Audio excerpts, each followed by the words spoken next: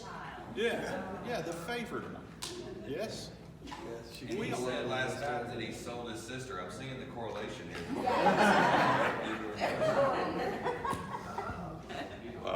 I think we need to have a different lesson. Family relationships, this one's not a good one for that. Just don't throw her in a pit. Or him, don't throw him in a pit. I think Deborah could do it if she wanted to. Wow. You notice how quiet it's getting in here? They can't hear him. Yeah. Oh, okay. Well, let's move on. Okay. We like to be the favored one, don't we? I mean, listen, my sainted grandmother mom that y'all heard me talk about before, that I'm going to invite all of y'all over to her mansion, and we're going to have this big dinner. Jesus is going to come. He's going to be invited, but I think he'll come. But I was her favorite. She's laughing. I was my grandmother's favorite. It goes without saying that I'm her favorite.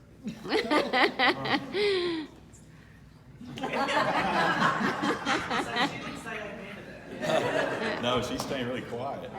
She's hoping, she knows this is being recorded, my sister might see it.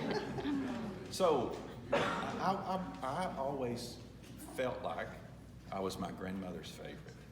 But you know what she was great at? Making everybody feel like it. And I don't care if you were a guy from the train down the street knocking on the back door. She made him feel good. She gave him food. Yeah? Back in the day when guys were riding the rails, you know? But in this case, and in this way, favoritism is not good. This causes all kinds of family problems here, boy. This is not a good thing. And how many times have we seen it already with these guys? Leah and Rachel got a favorite, right? Go with Isaac and Esau. Each of the parents had their favorite. Got a favorite. And guess what? Nobody learned from that. Right? You know, my kids all the time, of course, we as kids too, we made mistakes, of course. Boy, I made my fill of them.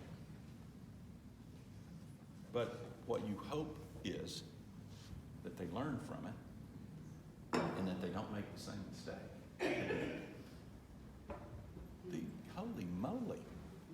How many times have they seen this and heard the stories over the years, and yet Favoritism. it comes out, rears its ugly head again.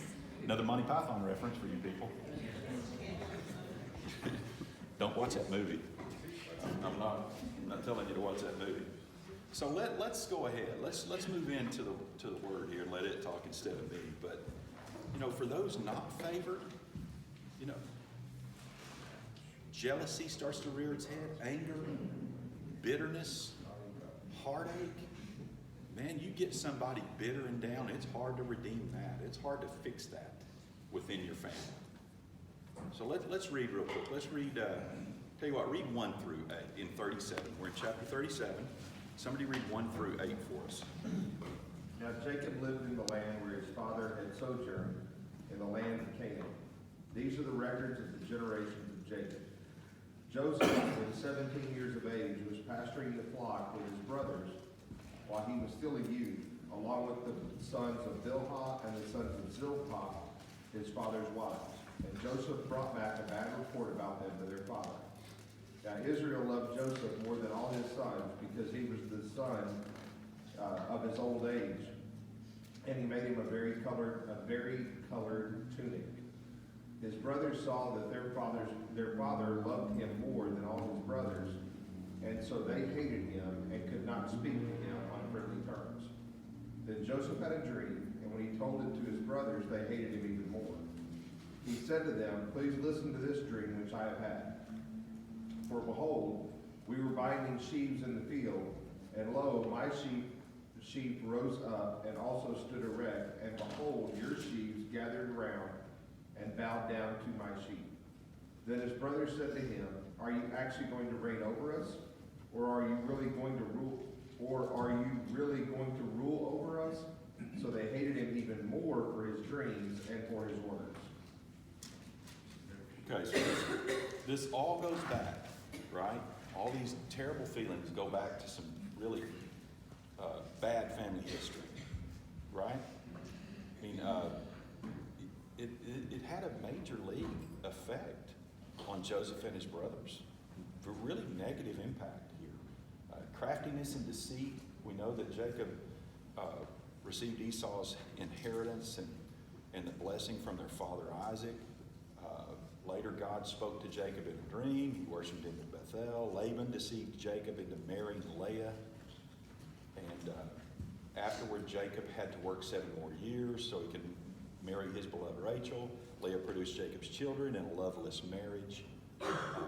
The sisters, Rachel and Leah, bickered. Rachel remained childless and blamed Jacob as she watched Leah and 2 slaves have more sons to Jacob.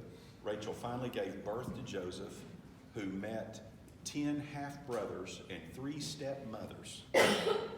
Think about that, okay? That's your family, okay? You're Joseph right now. You ladies, just play along. You're Joseph right now, and you're born into a family with 10 half-brothers, 3 stepmothers. That's crazy. One of them's your sister. They're sisters. We already talked about that. Did your aunt or stepmother? Oh my gosh. Aunt and stepmother all at the same time.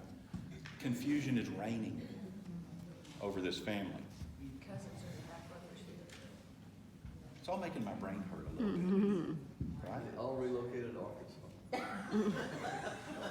Boy, I hope not everybody heard that. It's where they invented the toothbrush. Otherwise, it'd be called the teeth brush, right? Y'all get it later. Okay, so think about what that's like. You're in that family, okay? Well, what's that like? Where do you find love and support? From everyone? No. Through mama, the one that had you, that's probably just about it. You know, unless dad really digs you, unless dad really likes you, there's probably not a lot of love and support among those brothers. It's just really interesting, you know, unless they're blood brothers. Yes, ma'am? And not just the favoritism from the parents, starting with Abraham, by the way, because they kind of dumped Ishmael as soon as Isaac was born. But the relationship between brothers, because Jacob and Esau were awful brothers, and the 2 sisters, so you know, I mean, there's not even an indication that you should be nice to your brothers or sisters. Well, it's pretty obvious. They're not playing along with that And anyway. but his brothers honestly kind of followed suit. They Right. did. What's the first thing here that Joseph did to make matters worse? He ratted out somebody. He went home to dad. Hey, guess what? They're not doing what you asked them to do. Tattletale. Yeah, he's 17. Isn't that what he says? 17 years old. A lot of 17-year-olds are like that. Yeah. Yeah, Well, absolutely. and he spent the last 17 years with older brothers who already resent him because his father shows favoritism. So his opportunity to rat them out, you know, he's probably looking for an opportunity. It's because he's been treated since he was little as mean by them because his father loves him. Whose job is it to fix that? Daddy's. Pull him aside and say, don't do that. As much as I appreciate your candidness and your honesty, you're killing yourself with your brothers. You can't do that. Don't rat them out. Try to show some loyalty to them. But this was Rachel's son who he loved, and that was his baby boy. And I get that, man. That's He the could do no wrong. story. That's the story. What I'm saying is, where could the behavior been corrected? Right there. And Daddy And could all have of us. also told the other older boys not to behave the way they did. Jacob couldn't correct his own behavior. Well, I mean, he really Yeah. was. He was really. Listen, here's what I want you to do. I want you to lay with one of the slaves and have your son. Okay. He could have said no. okay.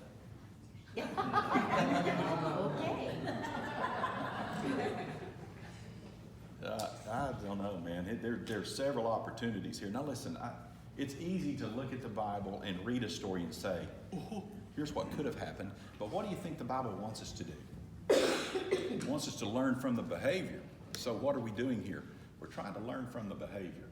Favoritism is bad, however you show it. Now, it's obvious to every, I want it to be obvious to every, what? If you don't want to be heard, don't say anything back there, man. I'm gonna have you come stand up here. I want it to be obvious to everyone that Tracy is favored. But I don't have a Leah Rachel thing going on here either, right? She better be favored over everybody. Kind of Yes? gets it by default, doesn't she? Huh? She kind of gets it by default. I mean, if you had 3 other wives, He'd be in jail. There'd be 3 dead wives, right? Well, there'd be one dead husband. And they'd be giving them life. 3 dead wives, man, that wouldn't make any difference anymore. Nobody'd be married after that. There'd be a bunch of widows running around. God, that's harsh. I can't imagine why any man would actually want more than one wife. And again, somebody's gonna say different time, different culture, but still bad. It was bad back then, God didn't know. Okay? He allowed it to happen, it's okay. You get what you ask for. Yes? Does God do that? Yes, He does. You know, be careful what you pray for. So, anyway, so Joseph, let's just be honest. Joseph was immature. Yes? He was immature. First of all, don't rat out the brothers. Don't rat them out. And then, what was a bad thing? Guess what? I want y'all to hear my dream. Yeah. Dude, believe this. Good bragging. It's not good, you know. Y'all are gonna bow down to me. Oh, I bet we're not. You may be below us, but it's gonna be in the pit. They're already stewing in their mind. These guys are planning something already. But, you know, the multicolored robe was a symbol of Jacob's special love for Joseph, and it was for all to see. It was nothing hidden there. You know, could have signified Jacob's choice of Joseph, the firstborn son of his beloved wife Rachel, the way we're saying here, to lead the family after him, being the firstborn who really, really counted in his mind, right? Well, these are just from slaves. And heck, I don't even like Leah, right? But Rachel, on the other hand, boy, I love her. And so he's my choice. That's, boy, that's a bad thing. We're going to see how bad it goes here in a couple of minutes. Joseph's brothers hated him, and hated him even more because of that dream about them bowing down to him. The meaning of the dream wasn't lost on the brothers. They didn't just hear this thing and think, man, you're nuts. You've been smoking some of those sheaves. Another drug reference. I'm sorry. It's just all I got. But they didn't respond with great joy, did they? Oh my gosh, no. They're hacked off. And these guys are bigger and older than him, right? He recounted a second dream in Genesis 37 for them at 9 through 11. He recounts another one in which the sun, moon, and 11 stars bow down to him. Okay, isn't that kind of obvious too? Yeah? His inner monologue is completely broken. He's just saying it out there, just blurting it. Blurting's not good in most cases. But that's so 17. I just tell it like it is. Boy, you should shut up. What? 17. It is, but still Dad's letting it happen. Yeah, if Dad is nowhere to hear this, then shame on Dad. He knows everything that's going on. He should be there anyway to stop it before it gets going. Well, he did say, it does say he rebuked him. Yeah, he did fuss at him a little. Fuels the fire. The second one, yeah. So we don't know what it was like, but it didn't take. Right? Doesn't seem to have. It's going to get bad. So anyway, favoritism, hatred, strife, it plagued Abraham's family for generations. This isn't the first time this happened. Isaac favored Esau when Rebekah favored Jacob. Jacob